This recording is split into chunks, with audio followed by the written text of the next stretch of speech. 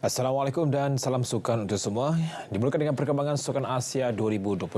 Skuad Isukan Rota 2 menyumbang gangsa ke-14 dan pingat ke-21 ke Suan Negara selepas menewaskan Kyrgyzstan di pusat Isukan Hangzhou, China.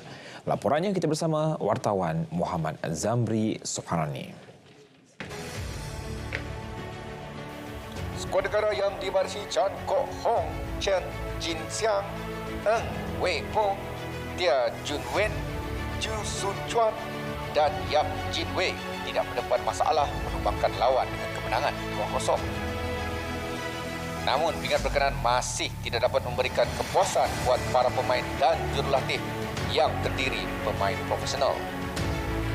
Kemanapun jurulatih Chai Yi Fung tetap memuji prestasi keseluruhan pasukan walaupun tidak menepati sasaran awal ditetapkan iaitu meraih pingat emas. Definitely, bronze is not our target. Our target was the goal, and we put our expectation high, and bronze is the at least is what we can get for now lah. You know, like we win some, lose some, right? So actually, e-sport di Malaysia tengah berkembang, dan saya berharap pihak KBS dengan siapa-siapa pun kita akan bekerjasama untuk melangkah ke next level lah, especially support dari Datuk CDM. Dota 2 merupakan acara terakhir skuad e-sukan kebangsaan yang sebelum ini turut menyertai 3 lagi permainan iaitu Street Fighter, Arena of Valor, AOV dan League of Legends.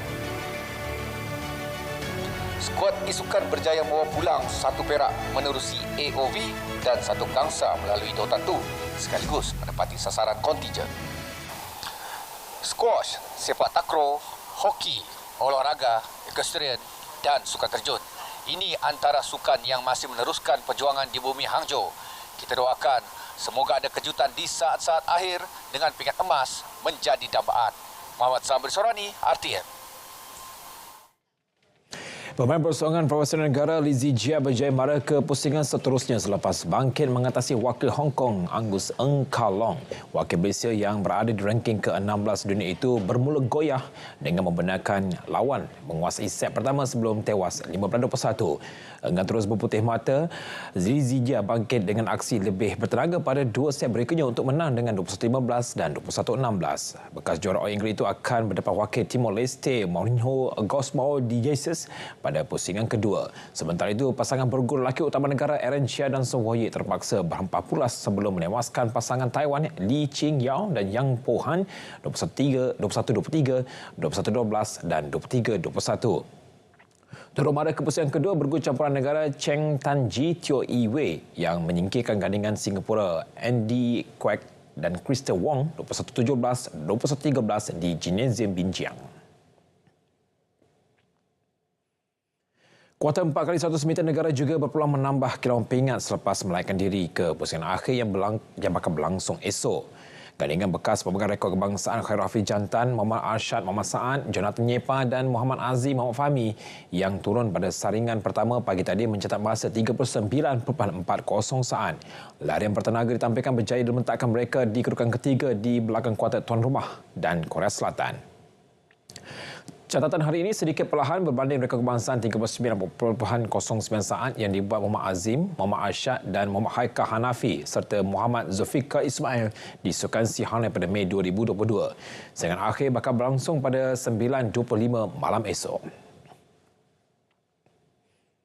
Perkembangan bola sepak, penjaga gol Terengganu Muhammad Sohaimi Husin antara muka baharu yang dipanggil membalisi senarai 25 pemain ke kem latihan pusat bagi menghadapi saingan Pesta Bola Merdeka 2023. Ketua Jurulatih Kipanggon tidak melakukan perubahan besar dengan mengekalkan 21 daripada 25 pemain yang dipanggil pada kem latihan pusat terdahulu. Pemain skor bawah 23 tahun negara iaitu Muhammad Azam Azmi Murad, Muhammad Muhairi Ajmal Mahadi dan Anwar Hamzah Lin turut dipanggil memperkuatkan pasukan. Sesi latihan selama seminggu akan bermula pada 6 Oktober ini. Kejohanan penuh nostalgia itu bakal diadakan di Stadium Nasional Bukit Jalil dari 13 hingga 17 Oktober. Skuad Harimau Melaya akan turun beraksi untuk peranan pertama berdepan India pada 13 Oktober. Malaysia seterusnya akan berdepan sama ada Palestin atau Tajikistan pada aksi final atau pertemuan tempat ketiga pada 17 Oktober. Perkembangan sukan pemotoran pelumba Pramac Racing Jorge Martin diisytiharkan sebagai pemenang Grand Prix GP Jepun selepas bendera merah dikibarkan kerana faktor cuaca buruk. Hujan lebat dilita Motegi memaksa perlumbaan yang berbaki 13 pusingan dihentikan. Martin yang mendali ketika itu diisytiharkan sebagai pemenang selepas perlumbaan disahkan tidak selamat untuk diteruskan. Tempat kedua menjadi pemilik pelumba Ducati Francesco Bagnaia, manakala juara dunia 8 kali Marc Marquez berada di kedudukan tempat ketiga. Keputusan ini memberikan Martin mendapatkan kedudukan cuma 3 mata di belakang pendahulu keseruan ketiga ini, Francesco Bagnaia. Sementara itu, pelumba Thailand Somikiat Chantra menguasai saingan Moto2, manakala Jaume Masia dari Spanyol mengungguli saingan Moto3.